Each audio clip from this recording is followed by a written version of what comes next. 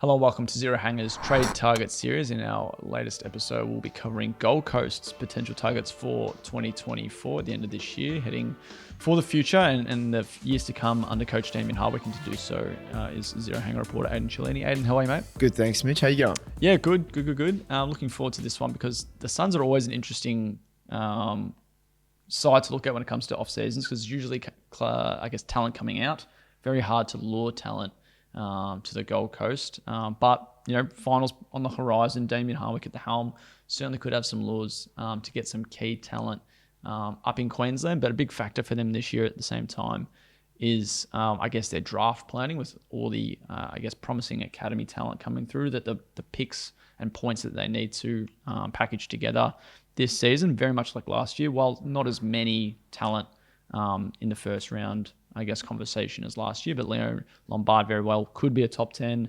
And then next year as well, they're going to have a few tied that could be as high as pick 1. So they'll be thinking about their picks and the selections they've got for the future. But for the meantime, certainly want to be getting a bit busier in the trade space. And one name who's been quite heavily linked to the Tigers this year and for a potential reunion with Damien Hardwick is not Dusty, it's Daniel Rioli, who's contracted until I think the end of 2027, which certainly means that a trade would have to be agreed to. Now, Daniel might seek a move up north. He kind of hasn't said yes or no, really, though. But the Tigers would probably be asking for at least a first-round pick for him. Reports that it could be 2. And then that probably comes from the Suns still needing to get rid of some of their first-round picks to get in more points. Yeah, I mean, clearly they see a need of a player that's like Daniel Rioli, that kind of dashing halfback that turns defense into offense. He's had a really good, couple seasons since he did make that switch under Damien Hardwick. He obviously started as a forward during their early premiership years and then moved back.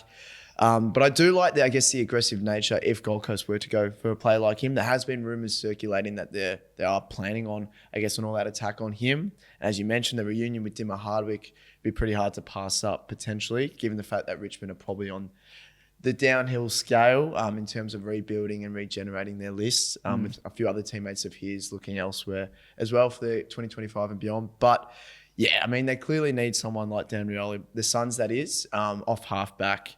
They've plugged a few plays in there. Sam Flanders did start there early this year. Now he's made the switch to the midfield, which I think is probably a better fit, which means there's a few holes in that back line, as I said, to kind of turn off defense into offense. Yeah, Alex Sexton's another one that they've tried, and he's been positive, but I think kind of a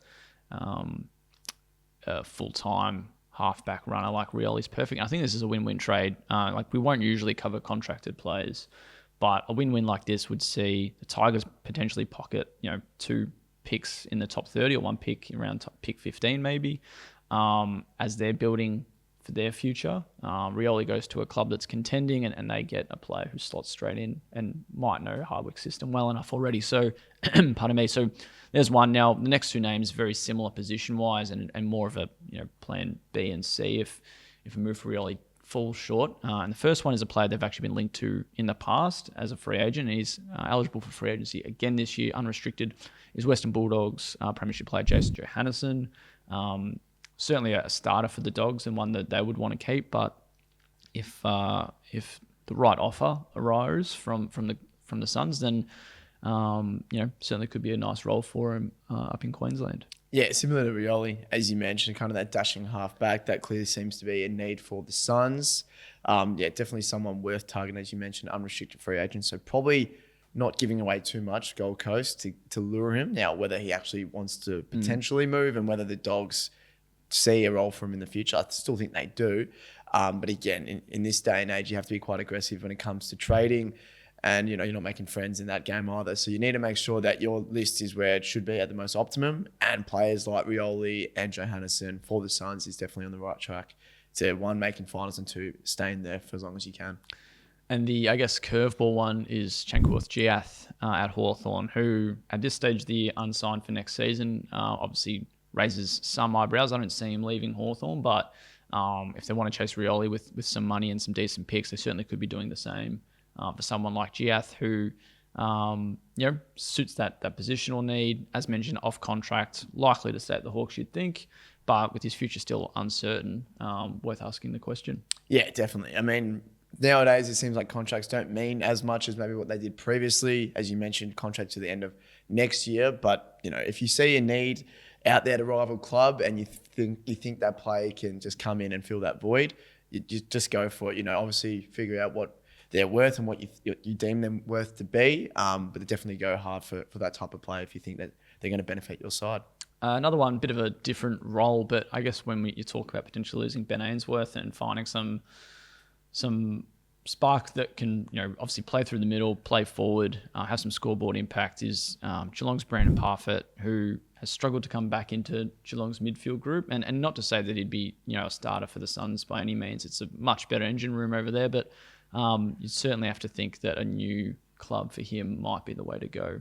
Northern Territory boy, so whether there's a lure to go a bit more north, obviously not held in the Northern Territory, but would play some games in the top end, might attract him a little bit. But overall, he'd be looking at his career and thinking, what can I do to kind of get the most out of it? And maybe it's a role in that kind of Ainsworth position should the Suns lose him. Yeah, clearly Chris Scott is seeing other players go a bit before him at the moment. He kind of comes in and out of the side when needed if there's an injury and such. But yeah, I do like this potential option for the Suns. Now again, I'm not saying that they have looked at it. But Essendon is very heavily into Ben Ainsworth. I think he's a Victorian boy. I think he played for Vic Country many years ago now. So there could be a little home for him, which means there is a vacancy kind of in that forward mid role. And I think Brandon Parfitt is that. Now I think ideally, he'd love to be a startup mid, but at most clubs nowadays, you see some of the players, and he probably does, unfortunately, fall behind some of them, which means he plays kind of that forward role and then pinch hits in the midfield when need be, like he did and has done at Geelong. Again, if Ainsworth does opt to leave the Suns, that's kind of a role he falls straight into. Last on the list, another premiership cat is Jake Kolodjasny, a free agent this year, another one who's off contract and yet to settle his future for 2025. And I think I look at the Suns' back line. It's certainly improved this year. They've really relied on Collins and Ballard for the last couple of seasons, but Mac Andrews stood tall. Bodie Yulin has been really impressive. And I think Jake Kolodjasny is a player who can, similar to Yulin, can kind of play both on taller and smaller forwards, as both a lockdown can offer some nice ball use and run. I think he matched up on Charlie Curnow on multiple occasions this year, and then at the same time can be a bit of a ground level enforcer as well. So I just think he could be a nice little piece to add into the back line. It would be interesting to see how he would stack up against Yuland, who's been very, very impressive this year, and then alongside the other three tools. So free agent, doesn't cost them any draft picks or points, which is an area that they might be looking at. And, who knows, he certainly could consider a move to a club that's likely to contend for a premierships in the next 5 or so seasons compared to the Cats. Yeah, and I think, as you mentioned, it kind of just helps bolster their defence. They're quite young.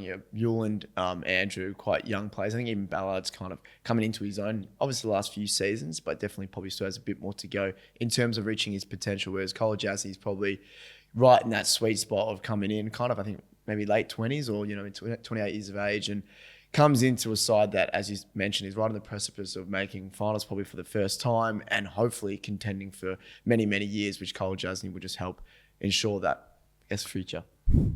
That wraps up our trade targets list for the Gold Coast Suns. GWS, the next in our sites to come on Zero Hanger on our YouTube pages and all over our site. You can catch all the latest news, views and opinions on zerohanger.com.